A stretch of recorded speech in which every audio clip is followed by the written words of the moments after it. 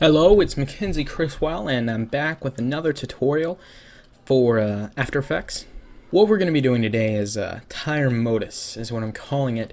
Now, I believe that's actually Russian, but I'm not positive. I think it's Russian, though. But anyways, if you come to my channel on YouTube, as of right now, it's the first thing that pops up when you go to the channel. But anyways, what this is a different version. Now, I made the original in Cinema 4D 2.5 weeks ago, I want to say. Let's just get started here. You'll be using 3ds Max to first generate an image that looks a little bit of something like this.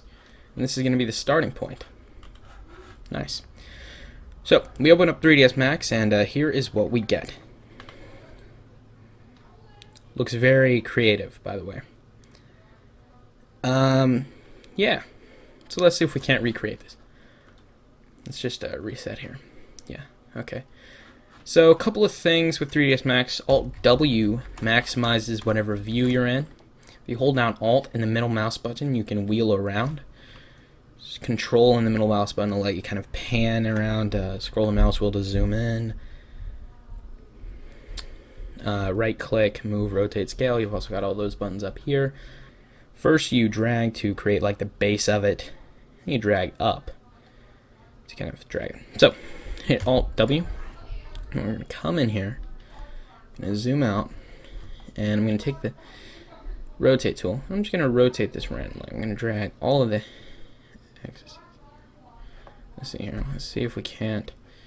Something very similar to that. Okay. So here is what I'm going to do. I'm going to hold down Shift with the Move tool selected, and I'm going to move it up to make a copy. Okay. I'm going to rotate it off a little bit. And by the way, it's almost better if all these pieces kind of intersect a little bit, just so that it won't look uniform or whatever.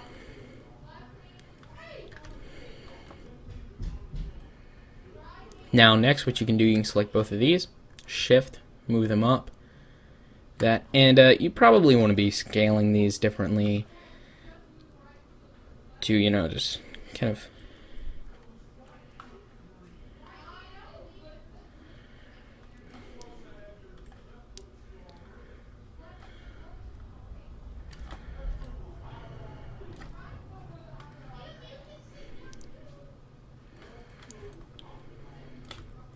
we'll do this, Shift, move it over. And you just want to keep kind of moving these around and whatever. You can create as many of these as you want. That's going to be good for us right now. Next step, we're going to hit M to bring up our material editor. Now, if you're using 2011 or above, the material editor is actually going to be a lot different. I'm still using 2010 because I don't like their what they're calling the slate material editor. In the new versions of 3ds Max, it's like node materials, and I don't like it. But here's what you do: you want to create a new material. You just want to color it red or whatever. Then you want to make it glossy. Let's bring up a view of this here. I'm gonna make it kind of glossy, something like that maybe. Okay, and then you just want to hold down Shift, drag it right here. Blue. Okay.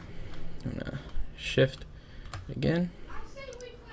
Green. You want to make about 6 of these, and then what you're gonna do, you're just gonna drag these different colors onto different places.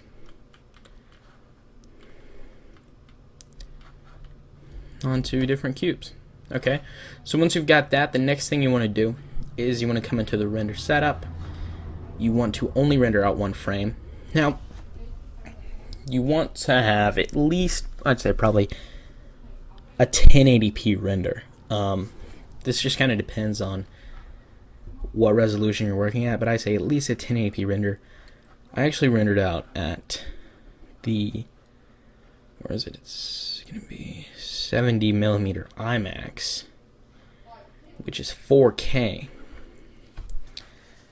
Is what I rendered out in the original, but that's because I was working actually at a 2K comp and I wanted to have a lot of movement with it. Anyways, I don't know why I was working at such a high resolution, but I was. But once you do that, back to the render setup, you want to save it wherever. But what I like to do, I like to save it as an OpenEXR file. And under OpenEXR, what you need to do is you need to make sure you're rendering out at 32 bits per channel just to get the highest quality possible. And by default, you have alpha, so you don't gotta worry about that. You're gonna hit save, and then you're gonna hit this little button that says render production. It's gonna render. Nice. And that's it for 3ds Max. So let's go ahead and open up this tire modus.exr file. I'm gonna drop it into a new comp. Now I mentioned I want it to be 1080p. That's because with this particular comp, I'm only gonna do it half HD, so 560p, 996 by 560p. Now I know I want this to be anamorphic, so just to help me with the work, I'm gonna go ahead and just draw like a little crop box around here. Or better yet, what I could actually do is just right click here and say make this and now we have an interesting looking aspect. So next step is to add an adjustment layer with a lot of heavy color correction. Actually, before we do that, what I want to do is actually just keyframe some movement for this. So I'll hit P, hold down Alt, come to the end of this animation, move it up. So now what we have is a little bit of movement. It's not much, but it's just a little bit of something. Now layer, new adjustment layer, and we're going to call this color correction. I'm going to go ahead and I'm going to effect, color correction, curves, and I want to darken this a lot. I want to take another curves effect, and I want to add some contrast to the. And then what I want to do is I basically want to suck all the red and all the green out of the image, which sort of defeats the purpose of rendering it out in multicolored. But the only reason I told you to do that is so that you can have it be whatever color you want. And that's really it. So, next step, I'm going to layer, new, solid, and I'm going to do a vignette. And what I want to do, come to the ellipse tool and then just double click and change this to subtract mm, I believe it is. And we're going to feather it quite a bit. We're going to adjust the expansion, turn down some of that feathering. That's a little bit intense, but too intense. Feather it some more, and then we're going to change the blending mode to soft light. And then we're going to hit T, lower the opacity down to maybe 43, something like that, just to add a little bit of an effect to it. Let's see. I also added like an image here of some glass, and I got this out of the optical flares folder for Video Copilot. And the way that you can get that, go to your operating system drive, program files, Adobe, After Effects CS6, support files, plugins, Video Copilot, and then optical flares textures, glass. That's how you get that. Change the blending mode to screen. And what I'm going to do, and take this, and I'm going to start drawing. I'm going to hold down Control. I'm just going to kind of draw a shape, something like that.